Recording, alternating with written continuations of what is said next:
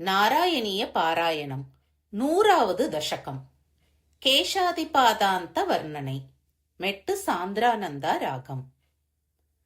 ಅಗ್ರೇ ಪಶ್ಯಾಮಿ ತೇಜೋ ನಿಬಿಡತರಕಲಾ ಯಾವಲೀಲೋಭನೀಯಂ ಪೀಯೂಷಾಪ್ಲಾವಿತೋಹಂ ತದನು ತದುದರೆ ದಿವ್ಯಕೈಶೋರವೇಶಂ ತಾರುಣ್ಯಾರಂಭರಮ್ಯಂ ಪರಮಸುಕರಸಾಸ್ವಾದರೋಮಾಂಚಿತಾಂಗೈಃ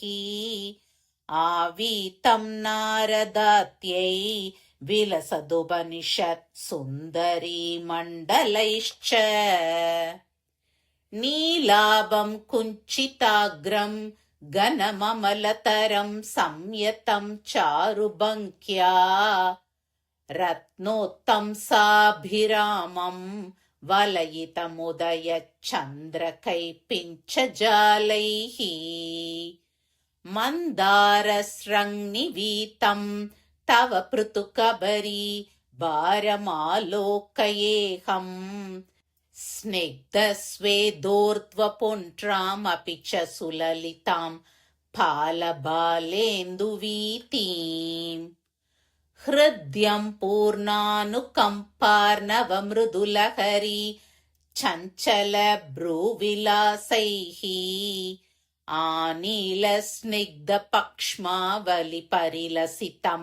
ನೇತ್ರಯುಗ್ಮಂ ವಿಭೋತೆ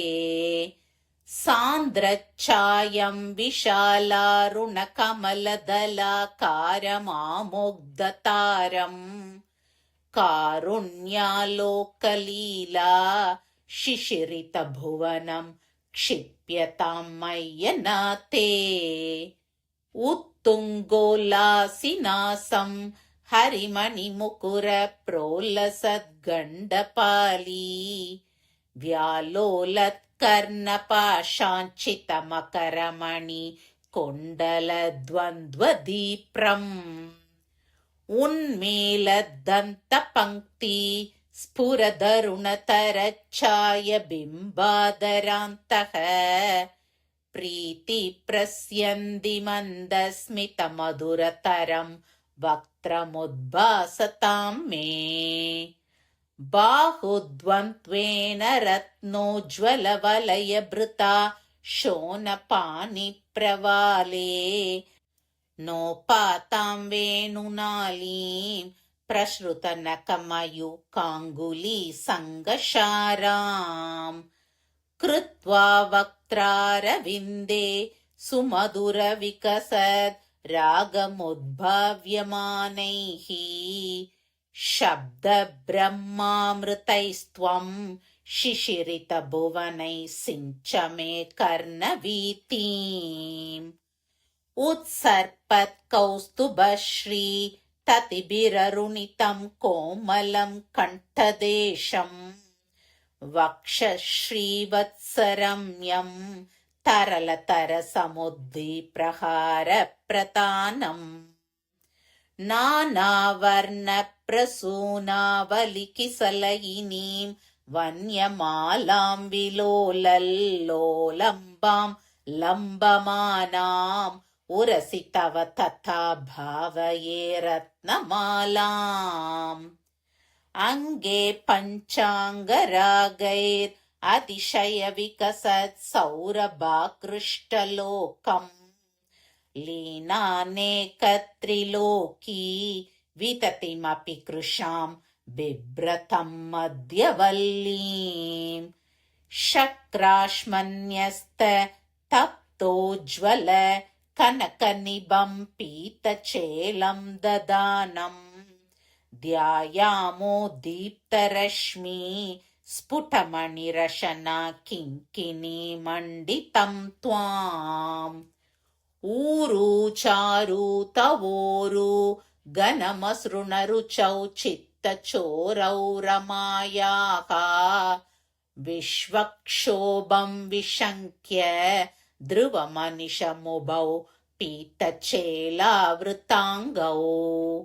ಆನಮ್ರಾನಾಂ ಪುರಸ್ತಾತ್ ನ್ಯಸನಧೃತ ಸಮಸ್ತಾರ್ಥಪಾಲೀ ಸಮೋದ್ಗಚ್ಚ छायं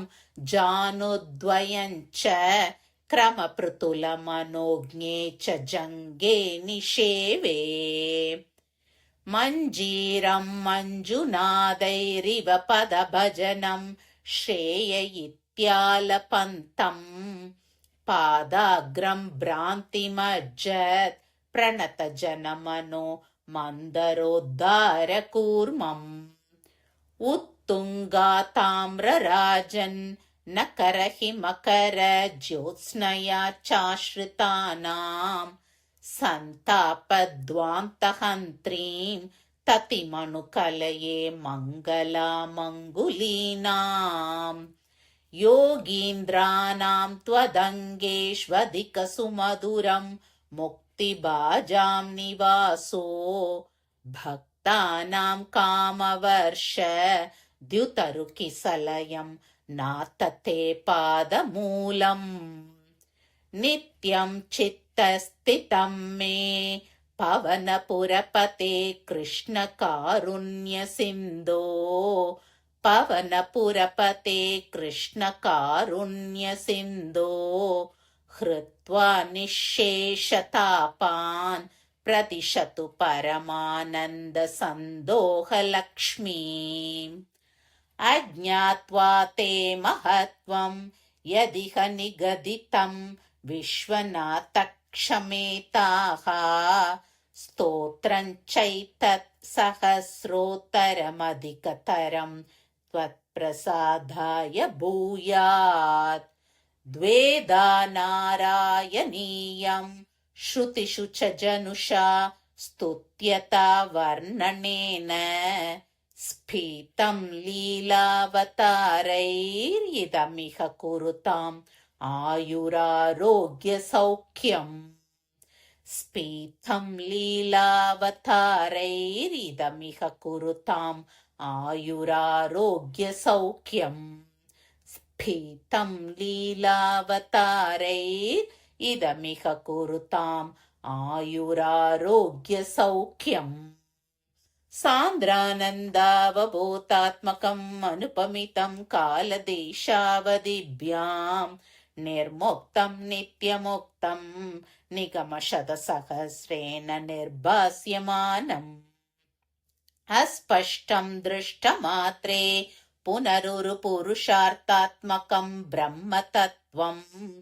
तत्तावद्भाति साक्षात् गुरुपवनपुरे हन्दभाग्यं जनानाम्। श्रीहरये नमः। सर्वत्र गोविन्द नाम संकीर्तनं गोविन्द गोविन्द।